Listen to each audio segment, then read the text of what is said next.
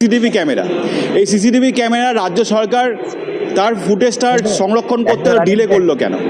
রাজ্য সরকার বলছে যে এতগুলো সিসিটিভি ক্যামেরা ইনস্টল করা আছে, ইনস্টল করা থাকা সত্ত্বেও যে তারা যে মানে যে সিসিটিভি ক্যামেরা যে ফুটেজটা যে সংরক্ষণ করতে হয় সেটা এত ডিলে হলো কেন?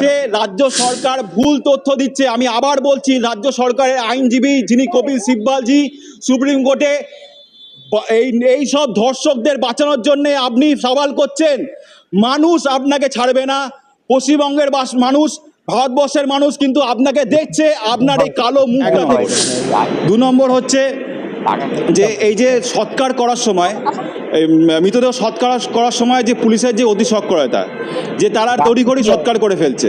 বাবা মার কাছে টাকা নেই সৎকারের জন্য দেওয়ার, কিন্তু পুলিশ নিজের টাকা দিয়ে সৎকার করে দিচ্ছে, এটা একটা।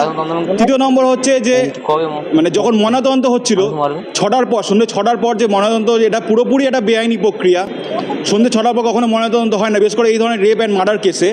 সেটা যে পুলিশ মানে যে আরজিকর কর্তৃপক্ষ যে অতি সক্রিয়ভাবে এই জিনিসটা করেছে, এবং এটা যে পুরোপুরি প্রমাণিত হয়ে গেছে কোর্টের সামনে যে তার নিজের ব্যর্থতাকে ঢাকার জন্য, এবং এই ইনভেস্টিগেশন যাতে ঠিক করে না হয় সেক্ষেত্রে অতি তাড়াতাড়ি বডিটাকে আমি সৎকার করে দিই, এবং যাতে কোনো প্রমাণ না থাকে। এবং এই যে বিভিন্ন এভিডেন্সগুলো যেগুলো সিবিআইয়ের হাতে দেওয়া হয়েছে তার মধ্যে প্রচুর ল্যাকুনা আছে, যার কারণে সিবিআই ঠিক করে ইনভেস্টিগেশন করতে পারছে না। কারণ যে তথ্যগুলো দেওয়া আছে, সিবিআই তো স্বতঃপরিণতভাবে এই মামলার এফআইআর করেছে, যেটা মানুষ আপনাকে ছাড়বে না। পশ্চিমবঙ্গের মানুষ, ভারতবর্ষের মানুষ কিন্তু আপনাকে দেখছে, আপনার এই কালো মুখটা দেখছে। 2 নম্বর হচ্ছে যে এই যে সৎকার করার সময়, মৃতদেহ সৎকার করার সময় যে পুলিশের যে অতি সক্রিয়তা, যে তারা তড়িঘড়ি সৎকার করে ফেলছে। বাবা মার কাছে টাকা নেই সৎকারের জন্য দেওয়ার, কিন্তু পুলিশ নিজের টাকা দিয়ে সৎকার করে দিচ্ছে, এটা একটা। 3 নম্বর হচ্ছে যে মানে যখন ময়নাতদন্ত হচ্ছিল 6টার পর, সন্ধ্যে 6টার পর যে ময়নাতদন্ত, এটা পুরোপুরি একটা বেআইনি প্রক্রিয়া। সন্ধ্যে 6টার পর কখনো ময়নাতদন্ত হয় না, বিশেষ করে এই ধরনের রেপ অ্যান্ড মার্ডার কেসে। সেটা যে পুলিশ মানে যে আরজিকর কর্তৃপক্ষ যে অতি সক্রিয়ভাবে এই জিনিসটা করেছে, এবং এটা যে পুরোপুরি প্রমাণিত হয়ে গেছে কোর্টের সামনে যে তার নিজের ব্যর্থতাকে ঢাকার জন্য, এবং এই ইনভেস্টিগেশন যাতে ঠিক করে না হয় সেক্ষেত্রে অতি তাড়াতাড়ি বডিটাকে আমি সৎকার করে দিই, এবং যাতে কোনো প্রমাণ না থাকে। এবং এই যে বিভিন্ন এভিডেন্সগুলো যেগুলো সিবিআইয়ের হাতে দেওয়া হয়েছে তার মধ্যে প্রচুর ল্যাকুনা আছে, যার কারণে সিবিআই ঠিক করে ইনভেস্টিগেশন করতে পারছে না। কারণ যে তথ্যগুলো দেওয়া আছে, সিবিআই তো স্বতঃপরিণতভাবে এই মামলার এফআইআর করেছে, যেটা দরকার ছিল এই আরজিকর কর্তৃপক্ষর করা। যখন ঘটনাটা ঘটেছে হসপিটালের মধ্যে, কর্তৃপক্ষ উচিত ছিল ইমিডিয়েটলি লোকাল থানায় গিয়ে একটা এফআইআর দেওয়া, সেটা তারা করেনি। বাবা মা 24 ঘন্টা পরে গিয়ে এফআইআর, ততক্ষণে বডি সৎকার হয়ে যাচ্ছে। এবার সিবিআইয়ের কাছে এই যে ল্যাকুনাগুলো, এই যে এতটা টাইম ফ্রেম, যে সময়টা যে এভিডেন্স নষ্ট করার জন্য যে এই যে টাইম ফ্রেমটা, সেটা তাদের কাছে একটা বিশাল বড় সমস্যা তৈরি হয়েছে।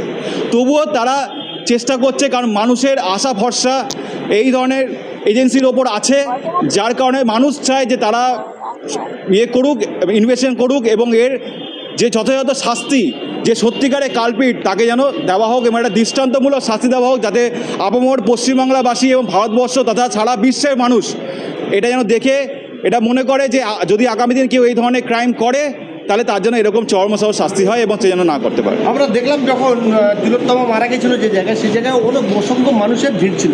প্রশাসন বলছে যে ফরেন্সিক দল ছিল ওখানে, কিন্তু এফআইআর হলো না, ফরেন্সিক দল চলে গেল।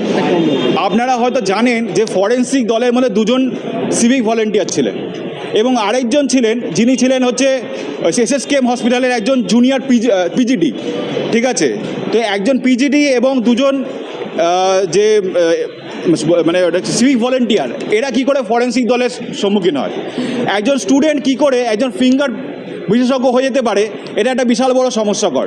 এবং এই সমস্যা তৈরি করেছে রাজ্য সরকার, যাতে এই ইনভেস্টিগেশনটা ডিলে করা যায়, যারা আসল কালপিট তাদেরকে বাঁচানো যায়। কারণ তারা যদি কোনোভাবে ধরা পড়ে, তাহলে তার যে ওপরে যারা মাথা আছে তাদেরকে এই ইনস্ট্রাকশনগুলো দিয়েছে যে এই ধরনের কাজগুলো করতে হবে, এবং যে দোষীটা তাকে যাতে শাস্তি না পায় সেইভাবে তাকে বাঁচাতে হবে, এবং ইমিডিয়েটলি সমস্ত এভিডেন্স মুছে দিতে হবে। কারণ আপনারা দেখেছেন রাত দুপুরে গিয়ে ভাঙচুর হচ্ছে, পুলিশ বলছে আমাদের কাছে ইনফরমেশন নেই।